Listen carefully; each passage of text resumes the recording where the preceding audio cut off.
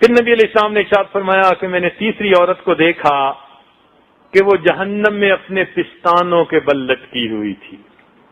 پوچھا گیا کہ یہ کون؟ نبی علیہ السلام نے فرمایا کہ یہ دنیا میں زنا کی مرتکب ہونے والی، غیر محرم کو اپنے جسم کو ہاتھ لگانے کا موقع جو دیتی تھی اس کو پستانوں کے بل لٹکا دیا جائے گا. آج کے دور میں اس گناہ کا جو سب سے بڑا ذریعہ ہے نا وہ سیل فون ہے. اس گناہ کا اس وقت جو سب سے زیادہ، یعنی ایک زمانہ تھا کہ موسیقی اس کا ذریعہ تھا، پھر ایک زمانہ آ گیا کہ ٹی وی اس کا ذریعہ بن گیا، آج وہ زمانہ ہے کہ سیل فون اس کا ذریعہ ہے. شریفوں کے گھروں میں بچے، شریفوں کے گھروں میں بچیاں اس ہیل فون کی وجہ سے ناجائز تعلق میں گرفتار ہو جاتی.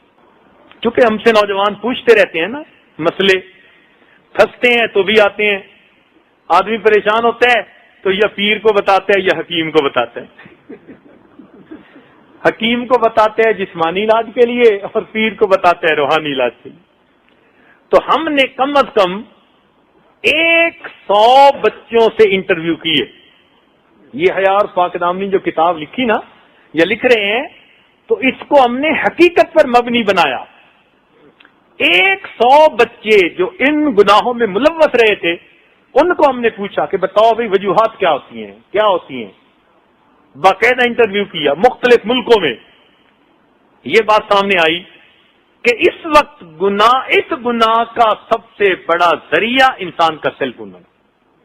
SMS میسج، خرچہ بھی کوئی نہیں، اور بیڈ روم میں کمبل کے اندر سے SMS پہنچے ہوئے. ماں باپ کو کیا پتا کہ بیٹا میسج سن رہا ہے یا بیٹی میسج سن رہی. ایک دوسرے کو صبح کے وقت جگاتے ہیں، وہ اس کو جگا رہے ہے، وہ اس کو جگا رہی، اور اوپر سے سیل فون کی بجائے بیل کے اوپر سے وائبریشن آ گئی. ایک مصیبت کہ اگر ہے بھی صحیح کسی کے پاس تو ساتھ والے کو پتہ نہیں، وہ بس جیسے دل دھڑکتا ہے نا وہ دل ہی دھڑکتا ہے. اور آج کل تو مدرسے میں آنے والے چھوٹے چھوٹے بچوں کے ہاتھ میں سیل فون ہے. ابھی میں ایک ملک سے آیا ہوں تو وہاں ایک عالم کہنے لگے کہ میں نے اپنی کلاس کے بچوں کی اچانک تلاشی لی تو 9 چھوٹے بچوں کے جیبوں سے سیل فون نکلے. اس لیے یہ چھپا ہوا دشمن ہے. آج بہانے بڑے، ابو میں سکول میں ہوتی ہوں تو پھر بتانا پڑتا ہے میں کہاں پہ ہوں، کچھ ہو جاتا ہے، سب بہانے ہیں، سب جھوٹ ہے، مقصد کوئی اور ہوتا ہے. تو کوئی ضرورت نہیں نئے نئے ماڈل کے فون لے کے دینے کی.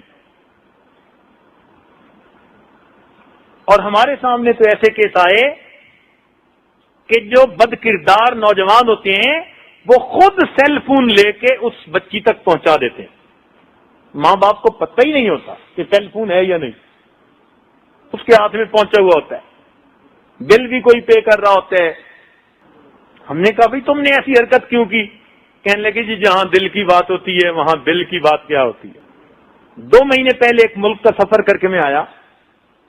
اس ملک میں ایک باپردہ بچی نے سیل فون کے ذریعے کسی نوجوان کے ساتھ اتنا تعلق بڑھایا کہ خفیہ نکاح کر لیا. 3 سال تک ماں باپ کو پتہ نہ چلا، اور لڑکے لڑکی کا نکاح ہے، اور یہ پردہ دار بچی ہے اور نیکوکار گھرانے کی بچی ہے. جب یہ واقعات پیش آنے لگے تو پھر سمجھنا چاہیے کہ یہ کس قدر خطرناک چیز ہے. اس لیے اس کو میں ہیل فون کہتا ہوں. یہ فون نہیں، یہ خون ہے، عزتوں کا خون ہے، پکی بات ہے. اس لیے اس کا دشمن بن جائیے اور اس کو بس مقصد کے لیے استعمال کیجیے، اپنے بزنس کے لیے. ہمارے تجربے میں یہ بات آئی اور علم میں یہ بات آئی کہ بندہ بیت اللہ کا طواف کر رہا تھا اور اپنی گرل فرینڈ کے ساتھ بات کر رہا تھا. کیا رونا روئے ہم. اس لیے اپنے گھروں میں سیل فون کا استعمال لمیٹڈ رکھیے، فقط کام کی حد تک، فقط بزنس کی حد تک.